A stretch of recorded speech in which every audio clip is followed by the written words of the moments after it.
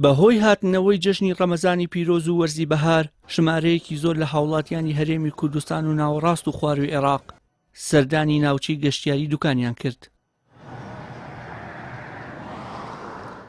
والله لە فەزلی خوای کە شەواقی خۆشە ئەوە چەندە جێژنەکە جێژنی ڕەمەزانە برێن لە خوای بەزیادی ڕەمەزانە چ خۆش و لە مانگە چ فێنک بوو ئەوجا عادەتەن کە جێژنەشە خەرک دەستە سەفرەوەی لە پاشەوەی کە ڕەمەزانتەوە بجێژنی من و ماری بام لە سلێمانیە یعنی بووینە دوو بەشێک لاو لێرە هاتن بەشێک لە سلێمانیەوە لێرە خڕبینەوە قەشێکی خۆشوارە ماشەڵڵا ئەوە ساغ و سازگارەوە.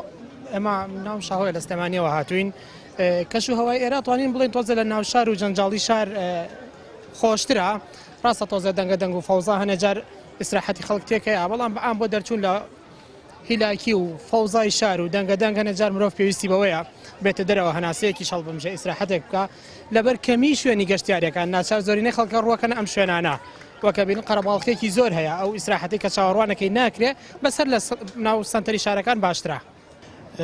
ئەمڕۆمە لە هەولێرەوە هاتوین میوانی ڕۆژهەڵاتم هەیە جەوێکی زۆر خۆش و زۆر ئارام و کەشێکی زۆر خۆشە و بۆ نەیمانجی ڕەمەزانەوە پیرۆزبایی جەژنی موسڵمانان لە تەواوی دنیا دەکەم تەواوی موسڵمانان دەکەم لە هەولێر و هەر چوار پارچەکەی کوردستان.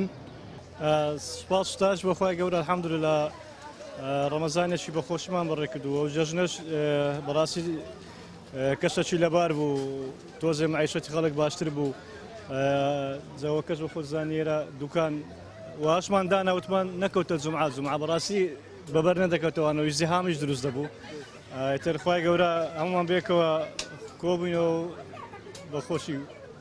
بەشێک لە گەشتیارانی قەزاکە دانیشتووی ناوەڕاست و خواروی عێراقن و لەگەڵ هاتنی بۆنەکان و بەرزبوونەوەی زیاتری پلەکانی گەرما لە ناوچەکانیان سەردانی ناوچە گەشتیاریەکانی هەرێم و بەتایبەت دوکان دەکەن.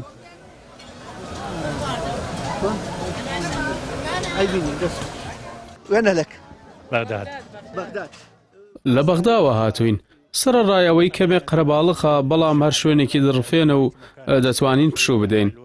بەراورد بە ناوچە گەشتیارەکانی بەغدا ئێرە زۆر خۆشە و پلەی گەرما پێچەوانەی بەغدا بەرز نییە.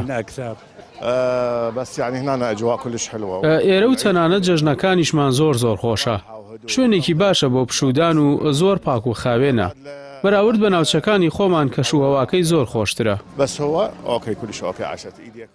چاوەڕوان دەکرێت لە ڕۆژانی هەینی ژماری گەشتیاران لەوەی کە هەیە زیاتر ببێت و بە ناچاری بەڕێوەبەراتی هاتوچۆکردنی بار هەڵگرەکانی لە ناوچە گەشتیاریەکان لە ڕۆژانی پشوودا قەدەغە کردووە.